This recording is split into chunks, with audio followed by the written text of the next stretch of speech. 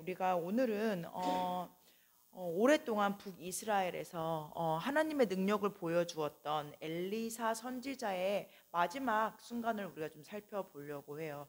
하나님은 엘리사를 통해서 사실 많은 기적들을 베푸셨고, 그거를 통해서 이스라엘 백성들에게 계속 야, 내가 살아있다라고 말씀하셨어요. 그리고 오늘 엘리사는 어떻게 보면 이 땅에서의 마지막 그 장면을 그리고 죽어서의 그 잠깐의 모습이 오늘 본문에 나오는데, 죽어서까지도 하나님 앞에서 귀하게 사용되는 장면이 오늘 본문의 말씀이에요. 그래서 어떻게 보면 우리가 딱 언뜻 들었을 때는 와, 엘리사는 진짜 대단한 선지자구나. 아, 엘리사는 진짜 보통 사람이 아니었구나라고, 엘리사 사람 그 선지자로서의 그 능력만 우리가 감탄할 수 있지만, 우리가 하나 기억해야 되는 것은 뭐냐면, 오늘 엘리사를 통해서, 엘리사뿐만 아니라 수많은 북이스라엘의 선지자를 통해서 하나님께서 원하시는 것은, 하나님은 다른 사람 아닌 이스라엘 백성들에게 야, 나를 봐라. 그 선지자들을 보지 말고 그 선지자들을 너희에게 왜 그토록 많이 보냈는지 아니? 너희에게 왜 수많은 기적들을 보여주었는지 아니? 내가 살아있다. 너희는 내 백성이야. 너희가 나에게 돌아와라라고 하는, 어떻게 보면 하나님의 이스라엘 백성들을 향한 하나님의 지치지 않는 사랑, 어떻게 보면 그 마음에 대한 호소인 것 같아요. 그래서 오늘 이 엘리사 선지자의 이 땅에서의 마지막 장면, 그 죽음을 앞둔 그 장면을 통해서도 하나님께서는 이스라엘 백성들에게 어떻게 그를 나타내시고 이스라엘 백성들에게 어떻게 말씀하시는지 우리가 조금 살펴봤으면 좋겠습니다. 우리 이스라엘, 북이스라엘에서 어떻게 보면 아주 오랫동안, 오늘 나오지는 않지만 엘리사는 거의 80세가 넘게까지 활동을 했고, 그가 사역한 기간은 대략 45년 이상이라고 해요. 그래서 하나님은 그를 처음부터 끝까지 사용하셨고, 그의 마지막까지도 그의 백성들을 위해서 사용하시는데, 하나님께서는 오늘 엘리사의 죽음을 통해서 이스라엘 백성들에게 말씀하시는 건 뭐냐면, 먼저 하나님은 통곡하고 그를 찾는 자에게는 반드시 반응하신다라는 거예요. 우리 오늘 본문으로 조금 다시 넘어가서 14절의 말씀, 13장 14절의 말씀을 먼저 우리가 다시 한번 같이 읽겠습니다. 엘리사가 죽을 병이 들매 이스라엘의 왕 요아스가 그에게로 내려와 자기의 얼굴에 눈물을 흘리며 이르되 내 아버지여 내 아버지여 이스라엘의 병과 마병이여 하매. 네, 오늘 당시에 엘리사가 마지막에 마지막 순간을 보낼 때 당시에 북이스라엘의 왕은 누구였냐면 요아스라는 왕이었어요. 우리가 잘 아는 아합 왕조를 무너뜨렸던 예후 왕의 손자였어요. 그리고 당시에 요아스는 사실은 그렇게 하나님 앞에서 올바르게 서 있었던 그런 왕은 아니었어요. 오늘 13장 우리가 14절서부터 읽었지만 그 11절에 보면 요아스 왕도 하나님 여호와께서 보시기에는 악을 행했다라고 기록하고 있어요. 그리고 여로보암의 모든 죄에서 그가 떠나지 않았다라고 기록을 해요.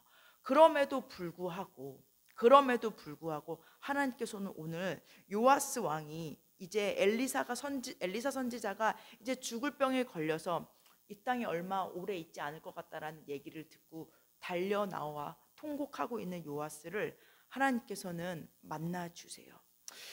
당시에 요아스뿐만 아니라 요아스의 아버지 여호아스 왕 같은 경우도 그렇고, 그리고 하나님 앞에서 아합 왕조를, 아합의 일가를 다 죽이라고 하는 그 사명을 받았던 예후 왕도 마찬가지로 이스라엘 왕들의 공통점들은 뭐였냐면 하나님을 섬기기는 섬겨요. 뭐 우상을 섬기거나 옛날에 아합이나 이세벨처럼 뭐 악하게 바알신을 섬기고 그러지는 않아요. 그런데 그렇다고 해서 온전하게 하나님을 섬기지는 않았다라는 거예요. 오늘 제가 방금 전에 읽었던 것처럼 여호와께서 보시기에 악을 행했다라고 하는 건 구체적으로 어떤 걸 말하냐면, 그들이 당시에 북이스라엘에는 금송아지를 세웠었다라는 거예요. 사실은 아주 그 역사가 깊어요. 여로보암 왕 때서부터 세웠던 그 금송아지, 이 금송아지가 너희들이 예배할 여호와 하나님을 위한 장소야라고 여로보암이 세웠는데, 사실은 어떻게 보면 하나님을 섬긴 거죠. 그러나 하나님이 원하지 않는 방법으로 하나님을 섬기고 있었다라는 거예요. 그런데 그 오랜 그 우상의 역사의 그 시간들이 여기까지 흘러내려왔다라는 거예요. 그래서 요아스 왕까지도 하나님을 섬기기는 섬기는데 그 금송아지를 완전히 버리지는 못하고 부시지는 못하고 그냥 거기에서 우상을 섬기는 방식 그대로 하나님을 섬겼다라는 거예요. 그래서 어떻게 보면 하나님 앞에서는 버림받아도 이상하지 않은 요아스 왕이었다라는 거예요. 그런데 우리가 오늘 이 요아스 왕과 그의 아버지 또 그의 아버지 예후 왕을 통해서 우리가 살펴보는 건 뭐냐면 하나님은 그냥 하나님 저 예수 믿잖아요. 하나님 저 교회 나와서 예배 드리잖아요. 하나님은 그걸로는 우리를 받아주시지 않는다라는 거예요. 하나님이 우리를 부르시고 예배를 드리고 하나님께 예배 드리라고 했을 때는 하나님이 원하시는 그 기준의 예배의 방식이 있고 하나님의 백성으로서 원하시는 그 삶의 기준이 있다라는 거예요. 근데 우리는 하나님 내가 예배를 드리긴 드리잖아요. 헌금도 하잖아요. 봉사도 하잖아요. 그러나 하나님은 분명히 철저하게 처음부터 끝까지 하나님이 원하시는 방식들로 우리가 하나님께 나아오길 원한다라는 거예요. 그런데 제가 앞서 말한 대로 요아스의 왕이 그리고 그의 아버지와 할아버지가 하나님을 섬기긴 섬기지만 하나님이 원하시는 방법대로 하나님을 섬기지 못했을 때 어떤 결과가 일어나냐면 13장 초반에서는 이렇게 기록을 하고 있어요. 하나님께서 보시기에 그들이 너무 악을 행했기 때문에 이제 노하셔서 아람 왕 하사엘의 손과 그의 아들 벤하닷의 이스라엘을 넘겼다라고 얘기를 해요. 그러니까 하나님께서는 야 너네 지금 나에게 예배를 드린다라고는 하지만 그거 내가 원하는 방식 아니야. 너네가 나를 섬긴다고 하면서 금송아지를 섬기고 거기에다가 예배를 드리니 그거 온전히 치워버리기 전에는 나는 너희에게서 그 노를 감추지 않을 거야 라고 경고하신다라는 거예요. 그리고 그 경고한 결과 지금 이제 요아스는 엄청난 위기 가운데 있었다라는 거예요.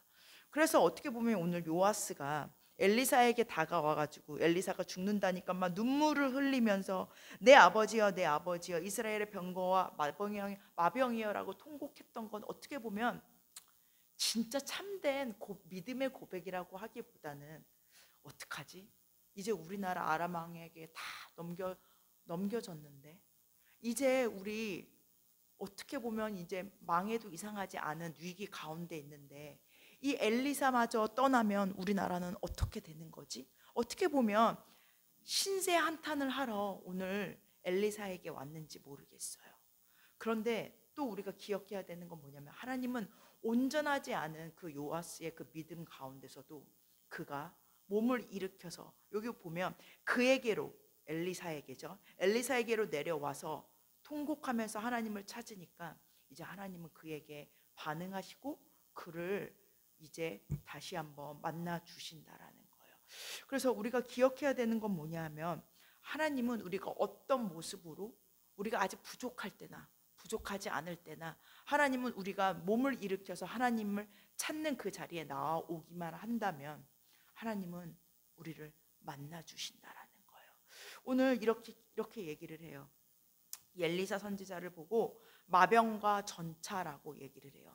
왜 이 요아스 왕이 엘리사 선지자를 보고 굳이 다르게 부를 수도 있는데 왜 이스라엘의 병거와 마병이라고 부르냐는 거예요. 마병과 병거는 사실 당시에 이스라엘을 수호할 수 있는 유일한 전쟁의 무기였다라는 거예요. 그리고 당시에 이스라엘 백성들에게는 이제 너무 많이 아람에게 공격을 당했기 때문에 7절에 보면 이렇게 기록해요. 오직 마병 50명과 병거 10대와 보병 10,000명만이 여호와스에게 남겨두었더라고 얘기를 해요. 그러니까 이제 요아스는 진짜로 말 그대로 병거와 마병이 이스라엘에 아무것도 남겨두지 않은 상태라는 거예요. 그리고 나서 그나마 그는 알았던 거예요.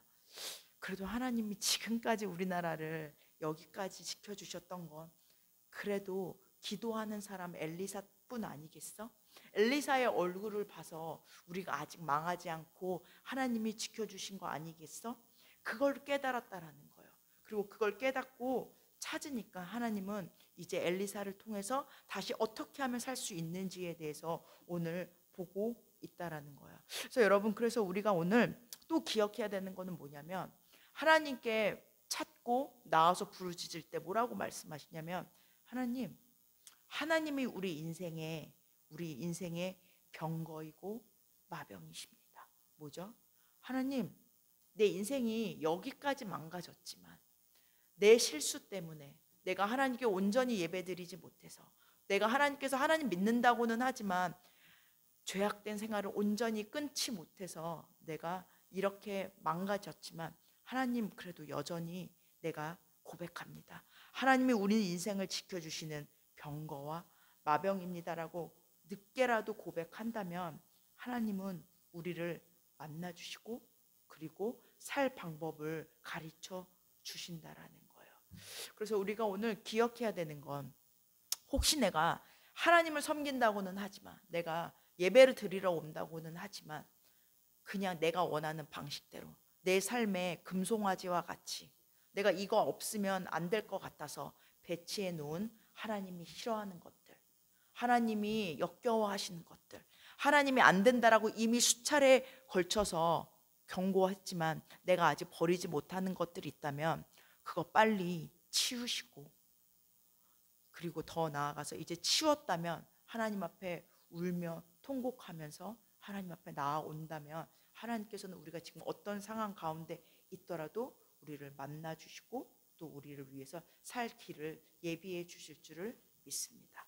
네, 두 번째입니다. 두 번째, 하나님께서는 엘리사의 그 마지막 장면을 마지막 그 인생의 끝에 그 장면 가운데 요아스를 통해서 어떻게 하면 이스라엘 백성들이 살 수 있는지를 지금 말씀해 주고 계세요. 두 번째, 오늘 우리가 깨달아야 되는 건 뭐냐면, 하나님께서만이 그 하나님의 백성의 온전한 능력이 되어 주신다고 약속해 주신다라는 거예요. 우리 16절의 말씀 같이 한번 더 읽겠습니다. 시작. 또 이스라엘 왕에게 이르되 왕의 손으로 활을 잡으소서 하매 그가 손으로 잡으니 엘리사가 자기 손을 왕의 손 위에 얹고, 네, 오늘 이렇게 얘기를 해요. 이제 요아스 왕이 엘리사를 만나주고 이제 뭐라고 얘기를 하냐면, 자, 이제 활을 잡으세요라고 얘기를 해요. 활을 잡고 나서 이제 어떻게 하냐면, 혼자서 활을 쏘세요라고 말을 하는 것이 아니라 그 손 위에 엘리사가 그 힘든 몸, 지금 병이 들었으니까 분명히 아마 움직이기도 거동도 하기 힘들었을 거예요. 그런데 불구하고 자신의 그 당신의 손을 그 활을 잡은 요아스의 손 위에 포개어요. 여러분, 왜 이 장면을 하나님께서는 요아스에게 보여주셨을까요? 손은 하나님의 능력을 상징해요. 우리가 잘 알다시피 모세를 통해서도 하나님께서 이스라엘 백성들에게 말씀하셨던 건 뭐죠? 이스라엘 백성들이 이제 가나안의 수많은 이방 민족들이랑 싸우려고 할 때 모세가 손을 들면 이스라엘 백성들이 전쟁에서 이기고, 손을 내리면 이스라엘 백성들이 패하곤 했었어요. 그러니까 이제 아론과 훌이 모세의 그 손을 바치죠. 그 손과 팔은 어떤 걸 상징하냐면 하나님의 능력, 하나님의 권능을 상징한단 말이에요. 그러니까 오늘 이제 뭐라고 얘기를 하는 거냐면, 엘리사가 아무런 능력이 없음을 이제 보게 하시는 거예요. 그리고 엘리사가 활을 쏠 때 그 위에다가 엘리사가 손을 얹는다는 건 뭐냐면, 엘리사에게 그동안 임하셨던 하나님의 능력을 이제 요아스에게 부어준다라는 거예요. 어떻게 보면 오늘 활을 쏘라고 말을 하는데 사실 요아스가 활을 쏘는 것 같잖아요. 그런데 사실은 엘리사가 쏘고 있는 거고, 궁극적으로는 엘리사의 손을 붙잡고 있는, 엘리사를 그동안 사용하셨던 하나님의 그 능력의 손이 요아스를 사용하여서 그 활을 쏘게 만든다는 거예요. 그리고 이제 얘기한다는 거예요.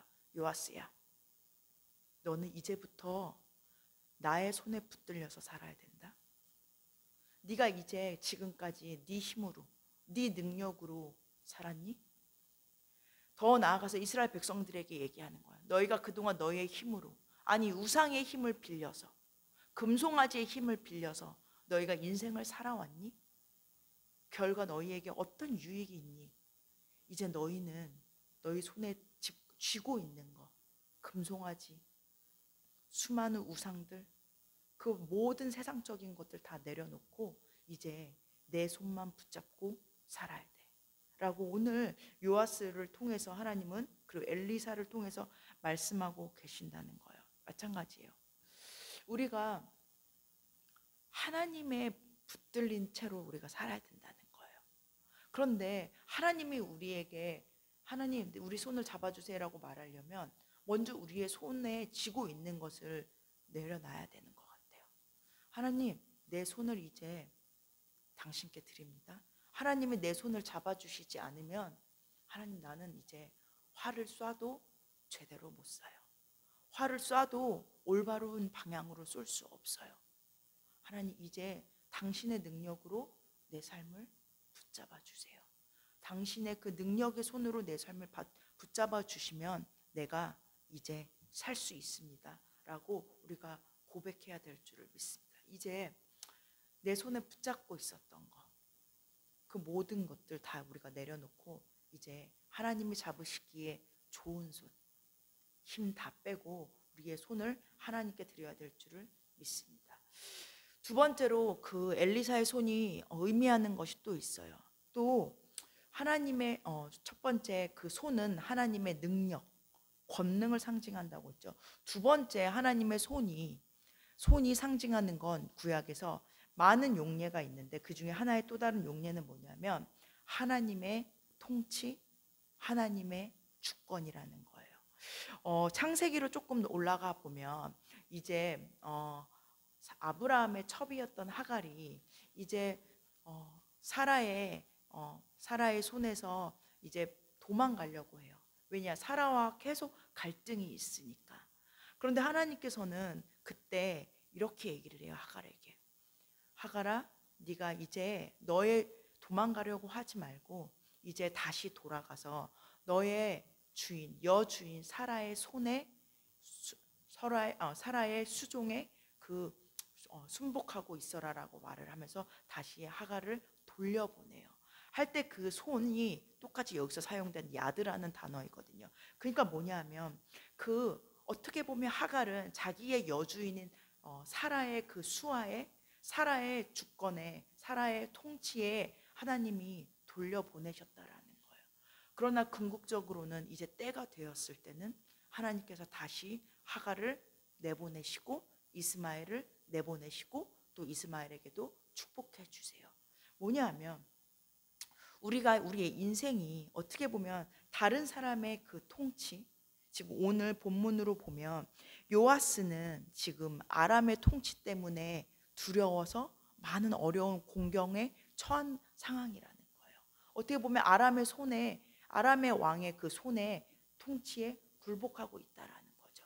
근데 오늘 하나님께서 오늘 말씀하시는 건 뭐냐면 너가 지금 엘리사의 손에 붙잡힌 것도 아니고 아람 왕의 그 손에 붙잡힌 것도 아니고 사실 그 모든 너의 인생에, 이스라엘의 모든 역사의 통치는 내 손 안에 있다. 나의 주권 가운데 있다. 그러니까 너는 이제 나한테 순복해 라고 하나님께서는 오늘 요아스에게, 이제 제대로 하나님을 섬긴다고는 하지만 올바른 순종을 하지 않고 올바른 방법으로 하나님을 섬기지 못해서 큰 어려움을 당하고 있는 이 요아스와 이스라엘 백성들에게 말씀하시는 건 뭐냐면 이제 하나님의 통치를 너네 인정하여라. 아람 왕을 일으킨 것도, 너희를 아람의 군대에 맡긴 것도 나야. 내 손 안에 너희가 이제 굴복해야 돼. 내 통치에, 내 손길에 너희는 이제 순복해야 돼.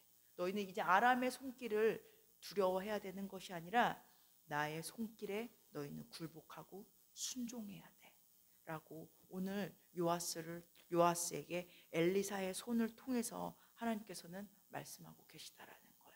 여러분, 우리 인생도 보이지 않는 손 가운데 있다라는 것을 우리가 기억해야 된다는 거예요.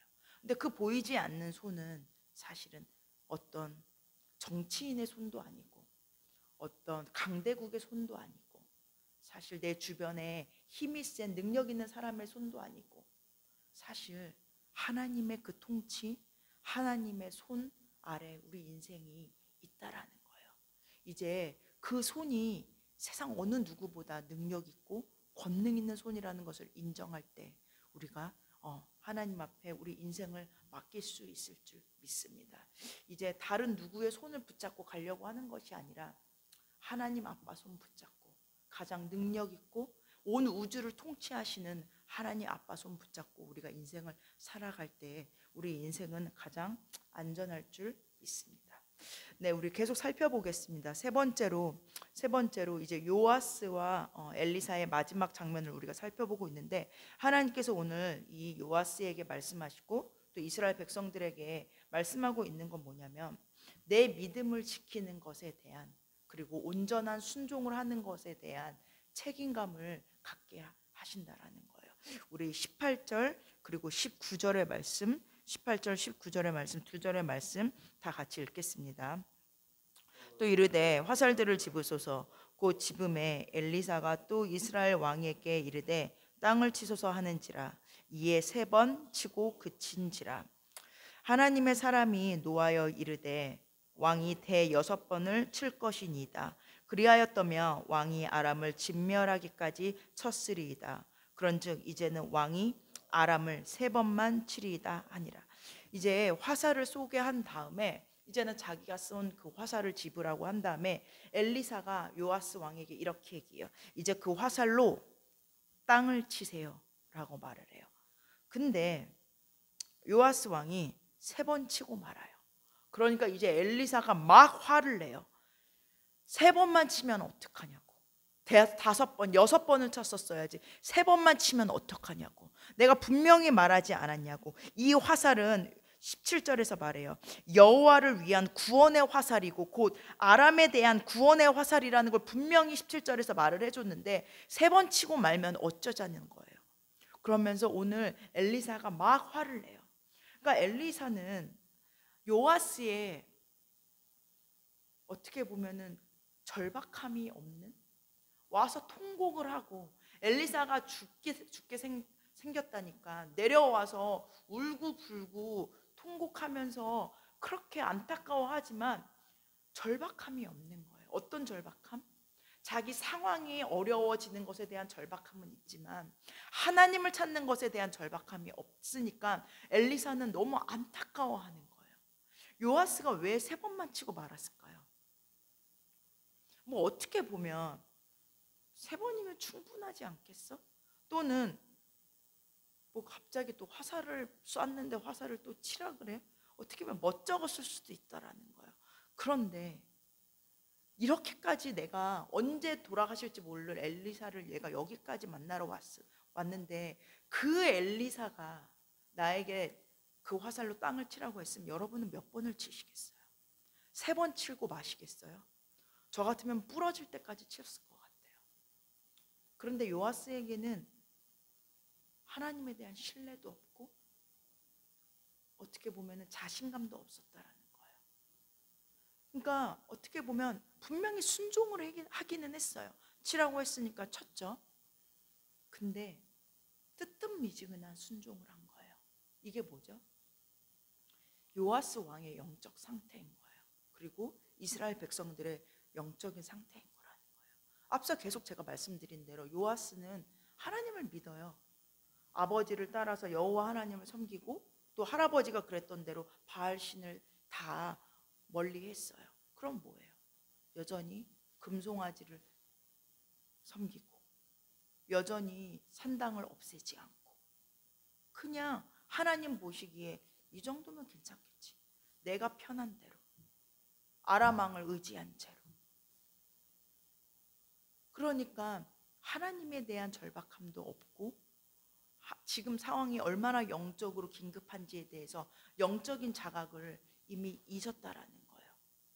그러니까 어떻게 돼요? 25절에서 이렇게 기록을 해요. 아까 우리가 본문에서 읽었듯이 이제 요아스가 베나닷을 3번 쳐서 무찔렀다라고 해요. 이 말은 3번 만에 완벽하게 아람 왕을 쳤다는 얘기가 아니에요. 겨우 3번 이겼다라는 거예요. 그래서 결국 계속 아람 왕은 지속적으로 이스라엘 백성들을 계속 그 후대까지 계속 괴롭혀요. 요아스가 나중에 어떤 마음이 들었을까요? 아, 내가 이럴 줄 알았으면 진짜 10번, 20번, 100번을 그 화살을 땅에다가 쳤을 거예요. 그러나 그때는 이미 너무 늦었죠. 그래서 우리가 여러분 신앙생활을 할 때 뜨뜻미지근한 거는 사실 우리가 안 하는 것보다 낫지 않나라고 생각을 할 때가 많은 것 같아요. 그래도 내가 내 믿음 지키면 천국 가면 되는 거 아닌가? 근데 여러분, 우리의 믿음이 내 후대, 내 자식, 내 손자한테까지 만약에 영향을 미친다면 어떻게 하시겠어요? 그래도 우리가 뜨뜻미지근하게 신앙생활 할 수 있을까요? 내가 오늘 하나님께서 요구한 순종이 분명히 있는데 부분적으로만 순종해요. 뭐 안 하는 것보단 나으니까. 그래도 내가 했으니까 하면서 하나님께 괜찮다라고 말씀하시겠어요? 그 순종이 어떤 결과를 낳을지 우리가 안다면 그 순종을 통해서 하나님께서 우리 나라를 살리고 우리 가족을 살리고 내 자식을 살리고 그리고 더 나아가서 하나님의 역사를 그거를 통해서 이루신다면 내가 그냥 뜨뜻미지근하게 겨우 순종하는 그 흉내만 내고 마시겠어요? 그래서 우리가 여러분 기억해야 되는 거는 하나님은 어떤 우리에게 대단한 순종을 요구하시지는 않는 것 같아요. 뭐 쉽게 말해서 없는 거를 만들어내라라고 말씀하시지는 않는 것 같아요. 하나님은 있는 자리에서 네가 할 수 있는 최선의 것을 다 드려. 사실 하나님이 우리에게 요구하시는 건 사실 그런 것 같아요. 근데 오늘 요아스에게 화살로 땅을 치라는 게 없는 화살을 만들라는 것도 아니잖아요. 근데 그거를 제대로 안 하는 거예요. 우리도 마찬가지예요. 우리가 있는 그 자리에서 예배 가운데, 교회 가운데, 가정 가운데, 삶 가운데 최선을 들여서 하나님께 나아오라는 건데, 있는 예배에 나와 오라는 건데, 있는 성경 가운데, 말씀 가운데 가까이 하라는 건데, 우리는 이 정도면 하나님 되잖아요. 근데 하나님께서는 그걸 가지고 어떤 계획을 가지고 있을지 우리가 알지 못한다라는 거예요. 오늘 우리가 기억해야 되는 건 뭐냐면 내가 드리는 오늘의 순종이 내가 오늘 드리는 이 기도와 내가 드리는 오늘 이 예배가 하나님께서 어떻게 사용하실지 모른다라는 거예요. 어떻게 보면 그걸 통해서 하나님은 역사를 바꾸실지도 모른다는 거예요. 그래서 우리가 하나님한테 내 믿음을 지키는 거에 대한 어떤 깊은 책임감을 가져야 될 줄을 믿습니다. 오늘 본문 말씀을 보면서 특별히 17절 말씀을 보면 이렇게 기록을 하고 있어요. 이제 화살을 동쪽 창을 열고서 화살을 쏘라고 말할 때 이는 이제 요아스가 이해를 하지 못할까 봐 엘리사가 친절하게 설명을 하고 있어요. 이 화살이 뭐냐 하면 여호와를 위한 구원의 화살, 곧 아람에 대한 구원의 화살이라고 친절하게 엘리사가 설명을 해줘요. 근데 오늘 이상하지 않아요? 그 화살이 왜 여호와를 위한 화살이냐는 거예요. 이거는 이스라엘을 위한 화살이지 왜 그 화살이 여호와를 위한 화살이냐는 거예요. 이런 것 같아요. 요아스가 온전한 순종을 했다면 요아스가 진짜 온전하게 그가 하나님의 말씀에 순종하고 그가 진짜 대6번 아니 그 이상을 하나님께 온전히 이스라엘 백성을 하나님께 나아오게 한다면 결국 요아스의 삶을 통해서 하나님께서 영광 받으신다라는 거예요. 여러분, 하나님이 우리를 위해서 우리의 인생을 통해서 영광을 받는다라는 것을 우리가 기억하셨으면 좋겠어요. 근데 이 영광을 돌린다라는 게 우리는 보통 그렇게 생각해요. 우리가 뭐 대단한 거를 들여서 아니면 아주 힘든 사역지를 통해서 사역지에 가서 뭐 대단한 사역을 해서 우리가 하나님이 영광 받는다라고 생각을 해요. 근데 여러분, 하나님한테 영광을 돌리는 삶은 별거 아닌 것 같아요. 내가 내 인생을 걸고 진짜 두렵고 떨림으로 하나님께 최선의 최고의 예배를 드릴 때 하나님은 너의 삶이 나를 위한 예배구나. 너의 삶이 나를 향해 예배를 드리고 있구나. 여러분 그거 아세요? 하나님이 우리가 하나님을 믿는 것처럼 하나님도 우리를 믿어주시는 것 같아요. 믿어주시니까 때로는 일도 맡기고 사명도 맡기고 때로는 어려운 순종도 요구하신다라는 거예요.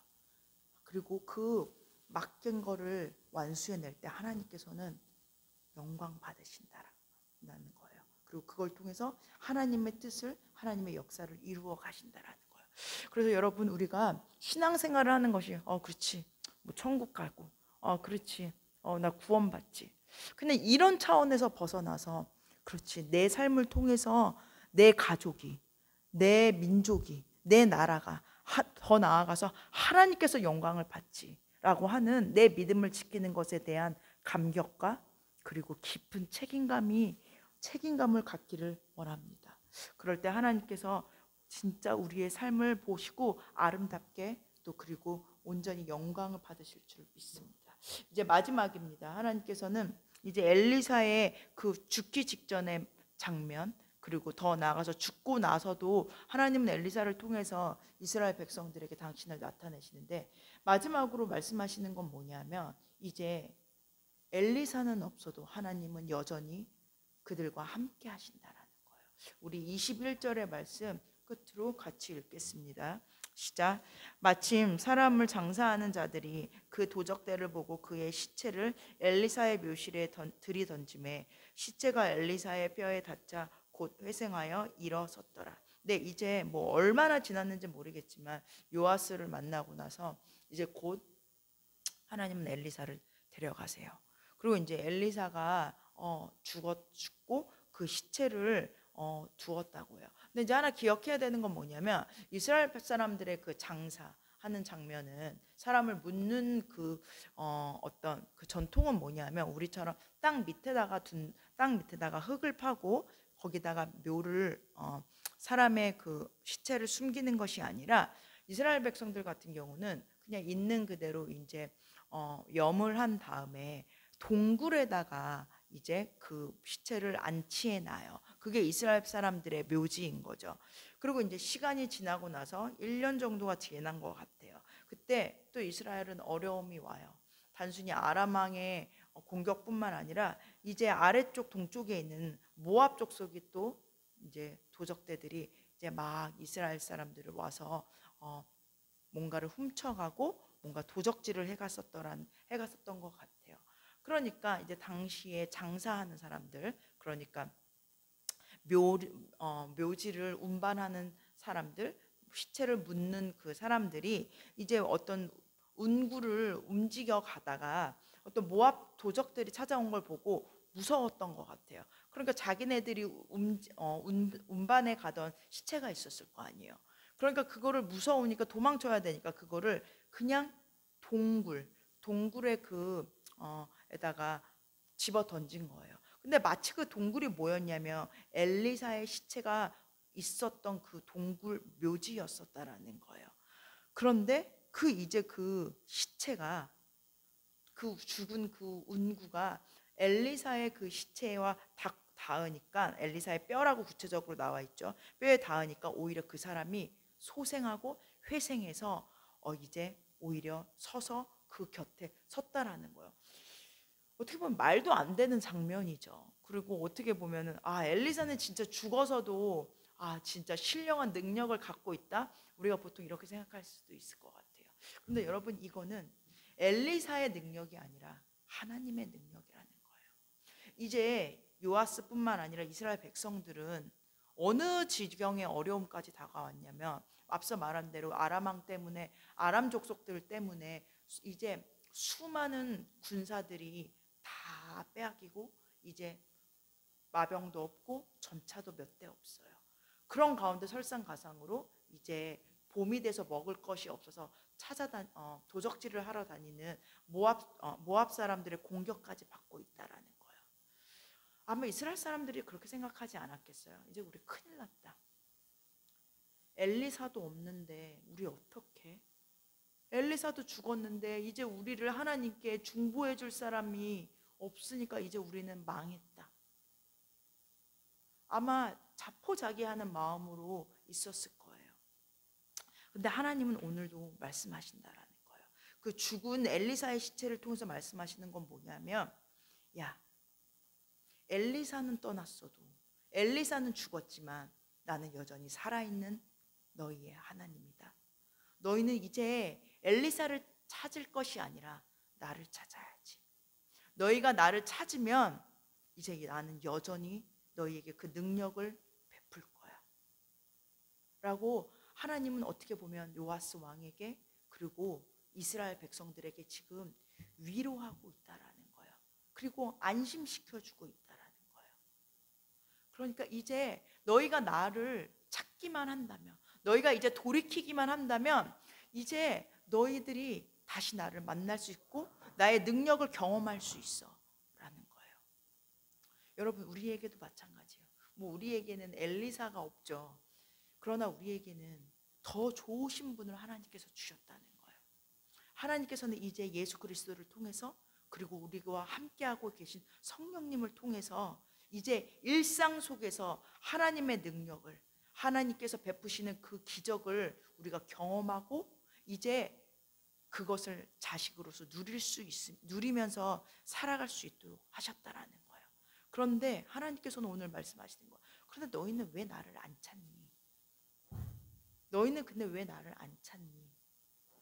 죽을 것 같이 어려움에 있지만 왜 너희들은 나를 찾지 않니? 나의 능력이 너희와 함께한다? 라고 하나님은 오늘 이 본문을 통해서 말씀하신다라는 거예요.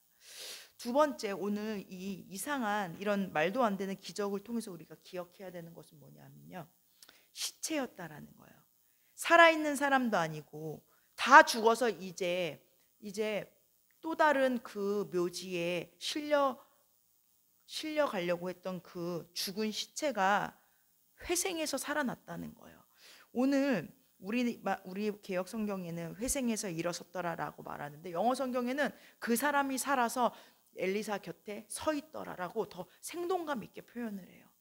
뭐냐면 이 죽은 시체라는 건 뭐냐면 진짜 회생할래야 회생할 수도 없고 다시 회복할래야 회복할 수 없는 우리 인생의 문제예요. 내가 여기까지 인생이 나자빠졌네. 내 인생의 그 어려움이 이제 다 끝까지 갈 때까지 가서 나는 이제 살아도 사는 게 아니네 라고 그 절망스러운 상황 가운데 있다 하더라도 하나님은 오늘 말씀하신다라는 거야. 너 왜 망연자실하니? 너 왜 이제 네가 다 죽었고 이제 끝났다라고 말하니? 네가 나에게 다가온다면, 네가 나를 찾아온다면 너희는 다시 살아서 일어나서 내 옆에 서 있을 수 있어 라고 오늘 말씀하신다라는 거예요. 여러분, 어디까지 망가졌나요? 어디까지 상황이 힘들고 어디까지 자포자기할 수밖에 없는 그 상황을 직면했나요? 하나님께서는 오늘 죽은 자도 살릴 수 있어라고 말씀한다라는 거예요. 그리고 우리는 사실 그거를 경험했잖아요.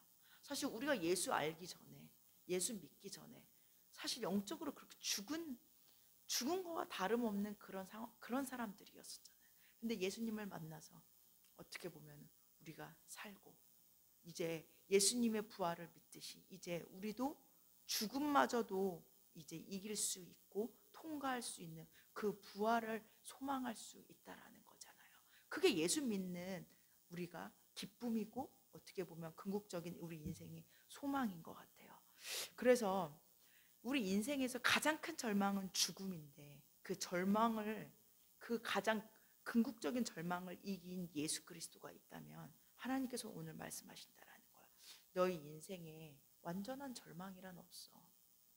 죽은 네 인생도 이미 죽은 것 같은 다 숨이 끊긴 것 같은 너의 인생도 내가 소생시켜 줄 거야 라고 하나님은 오늘도 우리에게 말씀해 주신다라는 거예요. 네, 말씀을 이제 정리하겠습니다. 이제 아람 사람들에 의해서, 모압 사람들에 의해서 망하기 일보 직전인 그 이스라엘의 백성들에게, 그리고 그 민족을 이끌고 있는 어떻게 보면 연약한 요아스 왕에게 하나님께서는 엘리사를 통해서 오늘 말씀하신다라는 거예요. 야, 네가 어떤 연약한 믿음에 있던 어떤 상태든 간에 이제 나에게 와서 통곡하고 나를 찾으면 나는 너를 만나줄 거야. 만나줄 뿐만 아니라 이제 네가 나에게 온전한 예배를 드린다면 이제 나는 다 소망 없이 죽을 것 같은 네 인생에도 이제 나는 소망을 줄 거고 네 인생을 회생시켜 줄 거야 라고 오늘 요아스를 통해서, 그리고 엘리사를 통해서 우리에게도 말씀하신다라는 거예요. 우리가 오늘 하나님께 나아가기만 한다면, 우리가 어떤 모습, 어떤 형편, 어떤 처한 상황이든 간에 하나님께서는 우리를 만나주시고 우리의 호소를 들어주실 뿐만 아니라 우리에게 그분의 능력을 우리 삶 가운데서 보여주실 줄을 믿습니다. 이제 뜨뜻미지근하게 이제 부분적으로 하나님께 삶을 드리고 예배하는 것이 아니라 이제 온전하게 하나님께 예배 드리면서 하나님의 그 능력을 삶 속에서 경험하는 우리 한 사람 한 사람 되기 원합니다. 우리 이제 말씀 붙잡고 잠깐 기도하며 예배 마치겠습니다.